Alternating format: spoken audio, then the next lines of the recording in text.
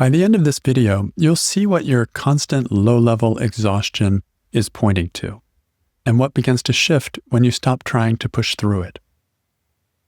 In this video, you'll discover why highly sensitive people can feel constantly low-level exhausted, even when they're getting rest.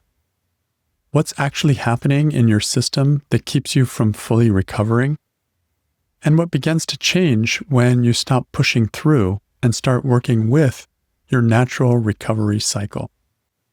If you're a highly sensitive person, you may recognize this pattern.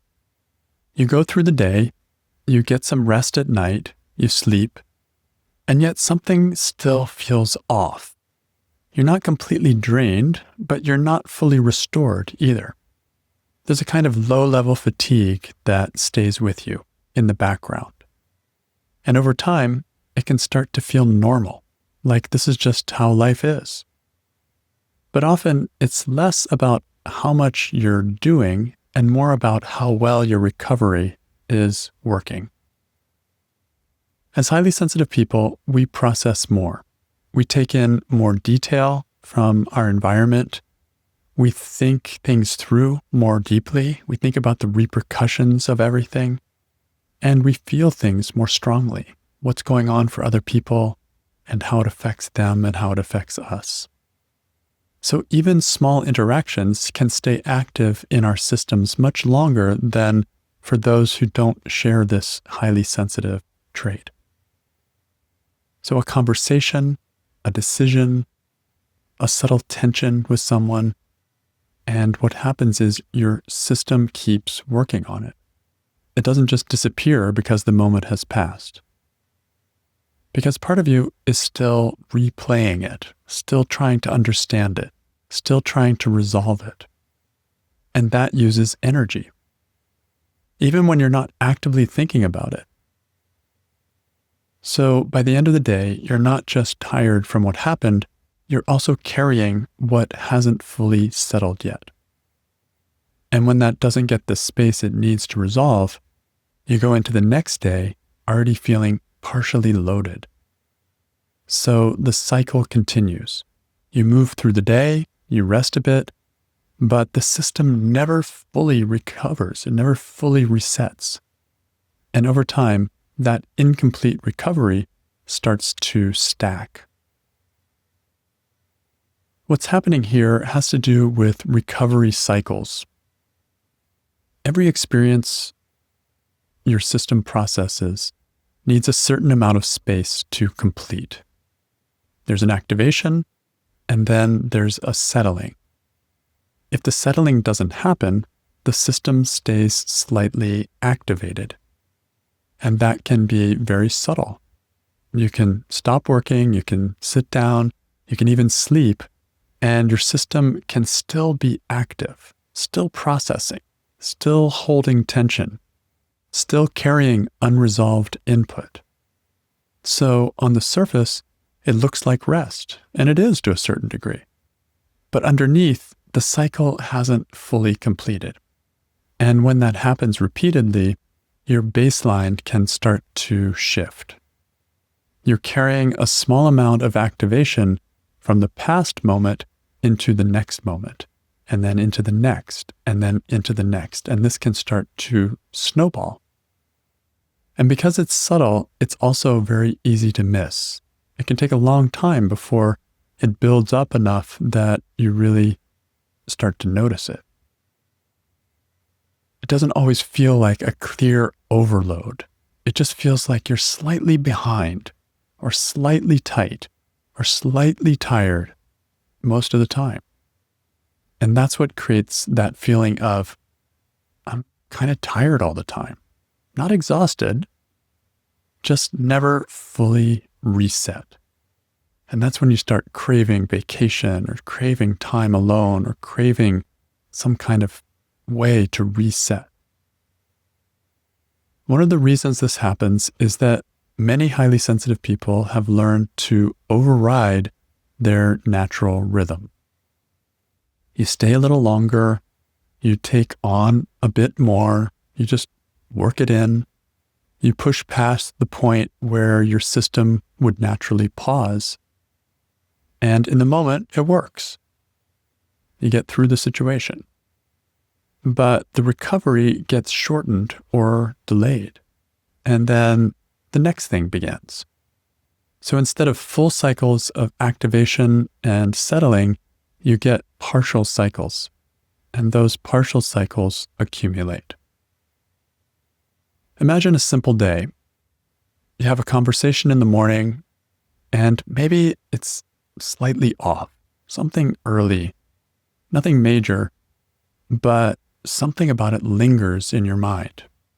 And then you move into your work, and you focus, and you get things done, but that earlier interaction is still there, quietly running in the background, just carrying with it a bit of tension in your body, a slight mental pull.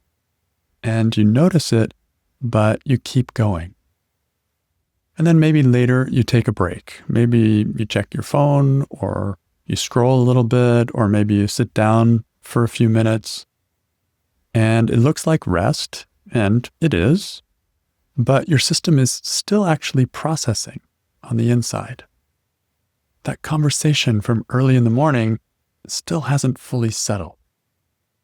So when you return to your day again, you're not starting from zero. You're starting part way in, and that becomes your new normal. Starting a little behind, catching up as you go, never quite getting back to zero. And then, of course, more gets added. And then by the evening, you feel tired. So maybe you relax or try to relax, maybe you watch something, or maybe you distract yourself, and eventually you fall asleep.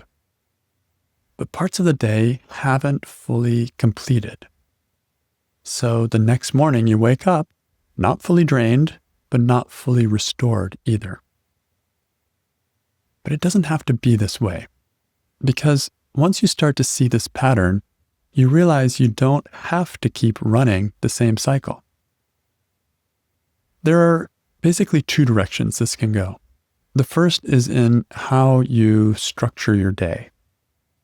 You can begin to leave more space between things.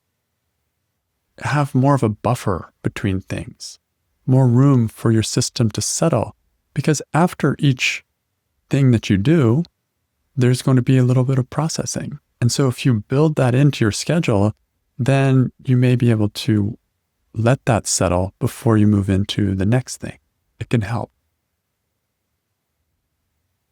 Even just having some kind of downtime that is not something where you have to be productive. It's not productive in a work kind of way, and it's not productive in a social kind of way, or even a family kind of way. If you can build some of that into your routine, it can help so much for resetting. And another key here is making time for meditation so that your mind can really settle. This can be one of the greatest ways to find a reset in your day. I meditate in the morning, and I meditate again in the afternoon. And this gives space for that completion and settling of unresolved things. Of course, this can mean that you may have to do fewer things in a day, and that's not always easy to do. And sometimes it takes some work to release attachment to what we're wanting to do. We want to do it all.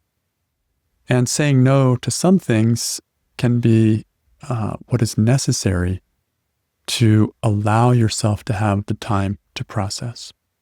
Letting go of a sense that you need to handle everything and to be available for everything. This is such a common HSP pattern. I see it all the time, not only in myself, but in my clients, of wanting to do everything and wanting to do everything well. And some of that has to be let go.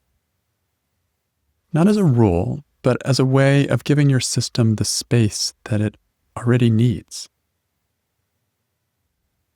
So the second direction, the first direction is building some space into your routine. The second is more internal. Instead of carrying experiences forward, you begin to process them as they arise. And this is where a practice like the work of Byron Katie can be very helpful. When something stacks, maybe it's a conversation or a reaction or a moment that lingers, you can take a few minutes to look at it, to question what you're believing about it, and to allow your system to move through it more fully. So in that way, it doesn't stay active in the background. And there's nothing, I love this practice because it really can neutralize the emotional charge on any situation, no matter what. So as these two things come together, more space in your day and more completion internally, your system starts to return closer and closer to baseline. And you start to feel clearer and more settled and more creative, and you start to be more fun to be around, and you start to enjoy your own activities more. And that constant low-level exhaustion begins to lift. In this video, we looked at why highly sensitive people can feel constantly low-level exhausted even when they're getting rest. And we saw that this is because recovery cycles aren't allowed to complete. And we looked at what's actually happening in your system that keeps you from fully recovering. And what's happening is naturally, as a highly sensitive person, you're still processing those experiences. It takes longer for us as HSPs to do that kind of processing. And finally, we looked at what begins to change when you stop pushing through and start working with your natural recovery cycle. And what happens is you start reversing the trend and start getting more and more rested over time instead of less and less rested. So the feeling I'm left with today is that recovery happens for HSPs when we build more space into our routines for relaxing.